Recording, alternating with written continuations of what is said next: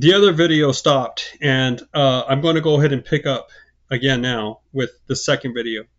I do want you taking notes here, and just a recap of the other video is we mentioned the general topic, and then with the specific homelessness down to how homeless signs that are posted on the internet. We talked about a review of Lit about humor related to poverty and humor related to homelessness. There's really not a lot on there. I want you to find three sources online on your own that you can summarize as to what someone was trying to do with humor and poverty, or humor and trauma, humor. See if you can find anything with humor and homelessness that's actually analysis and not just like, oh, here are some more funny situations, right? And then that fourth source is going to be the PDF that I provided about you're lying to Jesus, the one that talks about how jokes are being used among six people talking about homelessness amongst themselves, right?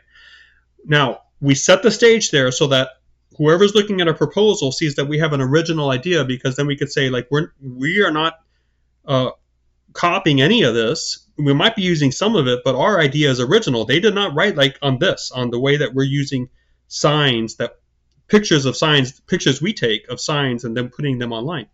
So then we, moving into our idea, and you can start that section with something like, our observation is that as the people outside of poverty encounter people within poverty, and the sign is the interface of this encountering, there are three elements at play. There's awkwardness, there's hopelessness, and there's guilt. We talked about what type of guilt we mean here.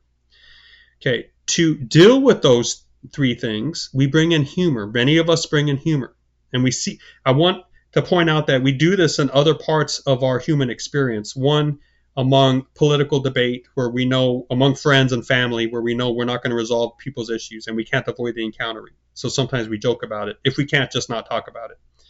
Okay, so we bring in humor.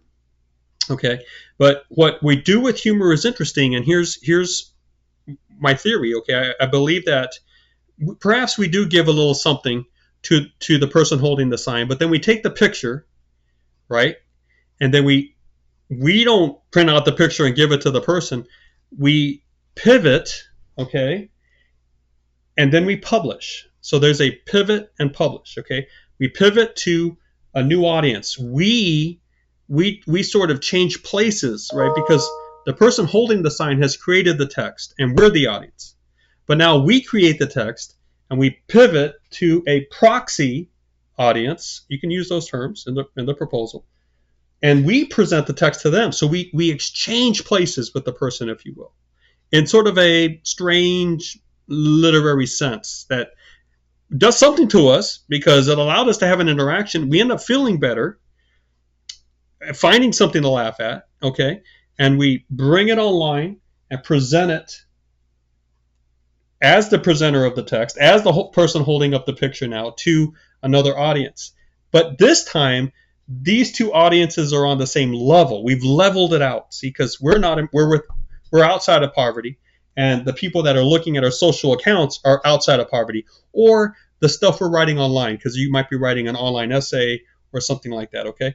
They're outside poverty, so we've leveled it. And I think that's what we do here. I think that we realize that we have a communication triad here. We have the author, the person holding the sign, we have the audience, the person seeing the sign, and we have the arena and the article. I mean, the article of communication, in this case, the sign.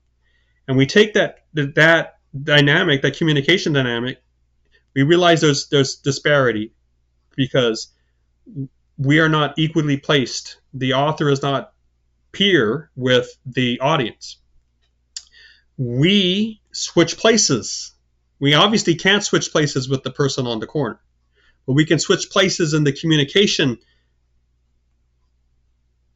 structure, if you will, by becoming the audience, creating a proxy, becoming the author because we took the picture, creating a proxy audience off to the side here that we're going to use, and then presenting the artifact, right, the picture now, online, in the arena's online. Now we don't have this awkward real presence situation, and the audience and the author now are in the same category. We're both outside of poverty. Okay, so I feel like that is how we deal with the guilt. Okay, and when we use humor to do this, we are dealing with a powerful connection. So humor seeks to find connections that are surprising, or that are coming from a different angle altogether than what you expected. So it's not just about finding semantic content or agreement among meanings of something, like not just points of agreement in communication. Take the word yellow. There's a yellow painting there, and there's a yellow painting there, and there's the word yellow. There's the yellow paper. So we can agree what the word yellow means, and we're not laughing. So when you actually find semantic agreement, what I mean by that is a lot of humor takes place in words. That's semantics, the way words carry meaning. And when you find humor there, you find a connection that is diverting. You know how how we pivoted to the side here? Because I wanted to move away from the person on the corner to an audience I could relate with. They're on the same peer with me, right? So that's exactly what humor does. It takes that connection there and it pivots, because it moves it away from the note of tension into an area where we laugh because we didn't see that coming. It came from the side. It came from an angle that was not directly in front of us. It surprised us. Okay, there's a surprise in humor. That's why when someone tells you to think of a joke or you sometimes can't do it, because you can't manufacture the surprise that way. When someone tells you to laugh, you can fake it, but I don't know if you're really laughing. You see what I'm saying? It's just like that's one reason maybe you can't tickle yourself and laugh. But the point is, there's a surprise there that's coming from an angle, from an obtruse angle, right? And abstruse angle, outside of the linear direction. And it's a pivot. It's a pivoting away. And I feel like this is what we do to move away from the real situation, and yet to somehow feel like we're not that bad in terms, or we're not that guilty in terms of the encounter. All right, so I want you to maybe rewatch this section. That's why I cut it off in half, because this is the idea. You can just replay this idea, and you can see the progression and the idea there, okay? You need to be able to just write this idea out and say, if you want to use the language of I want to proceed with this topic because I believe that this particular topic of the homeless signs that people take pictures of and put online highlight the awkwardness, the hopelessness, and the guilt of that real life presentation, that real life, connection or encounter where there is real presence. That's very awkward for us to deal with.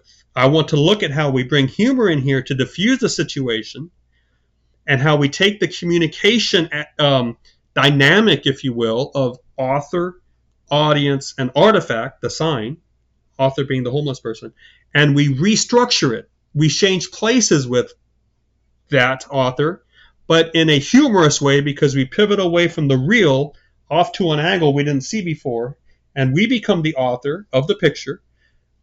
It's the artifact, our artifact now. We present it to an audience that is online, and so we've erased the presence, the burden of the presence, like the real presence. Like you and I don't have presence here. You see what I'm saying? This is just a timeout. I'm over here. You're watching me through the screen. You can turn me off, and I won't even know, right? Okay. But if you and I were in the same room, face to face, and you just turned around and walked away as I was talking, that would be an insult. Okay, so that's what I mean. That's why it's awkward, because there's live presence, and then there's displaced presence, right? The moving away to the digital presence, okay? That's what I mean by presence. Okay, time in. We are using the communication dynamic to reverse it, so that we take the place of the person in poverty, hypothetically, and we move it away to an audience that is equal with us. Out of poverty. Hey, they can afford the laptop. They can afford the internet connection. They can sit in their home and look at the pictures, okay? Or they can upload it on their phone or look at it in their phone. And we become the author. Here's our artifact, and we present it to the audience. And this is our way of expiating the guilt, of participating in that poverty act. We've figurized poverty. We've made it a figure of speech, if you will, a trope, a picture. Okay. And in doing so, we've created this safe space for all of us because, obviously by doing this, I still have a place to be in. I'm not actually homeless, but I participated in it. And I feel like this diffuses the situation and allows us to move on with our lives because we can be captured and destroyed by a societal ill that we cannot solve. All right. So that's it. If you can just write that down as something we want to look at, something we want to research, that's basically the proposal. Remember, you got the main topic, homelessness. You got the specific topic, homeless signs online, right? Pictures of homeless signs. Then that we put on social networks. You got the review of lit, and then you got our idea, right? And someone might be reading this thing and saying, well, how are you going to prove this? Or how are you going to support this? And you're like, well, that's why we're asking for a green light to do the research. That's why this is a proposal and not an actual article yet. Because the proposal is only meant to save everyone time or money, right? And that's why it's sort of an artificial project here in college, because every now and then you might get a teacher wanting to see a proposal just to get you to practice like I am. But if you were doing a master's program or a doctorate program and you were going to write this thesis or this dissertation and it wasn't going to be accepted, everyone wants to know that up front so you can change your topic, right? So it saves everyone time and embarrassment and years. It saves you years of time and money, right? But if you were working for a magazine and you needed funding to go travel and to look into this, people want to know, well, why would we fund this research project? And then you would be, well, here's my idea, right? So you don't have to flesh it out right now. You just have to write that overview so that people realize, I guess that's a possible explanation. That's what we're getting at. For someone to say, I guess that's a possible explanation. All right. And so rewatch this and just put this into paper and you're going to be, okay. All right. So this does not have to be something you actually believe in. Okay. It helps if you can see it, but if not, just go ahead and do the assignment, turn it in. You're going to do all right. I'm going to give you the points. But this is not an assignment where, we're actually trying to prove something. We're just trying to develop an observation that's original, that can create interest, maintain it, reward it, right? That can be possible and maybe even probable, knowing full well that there are going to be plenty of people that read this that aren't going to be convinced, because that's life. I mean, how many documentaries, commercials, songs, essays, newspaper articles do you read and not believe at the end, or not necessarily not believe, but not let it influence you or change you? Right? So that's not the mark of good writing, is how many people you can convince. The mark of good writing is how many people can you capture with your text so that they read it, right? Creating interest, maintaining it, and rewarding it. All right, good luck. I do have a form online that shows you the nitty-gritty, like the sections and how many words total and how many sources you need to use for the review of lit, things like that. So make sure you look at that and write this up, turn it in, and you're good to go. Hey, thank you for watching.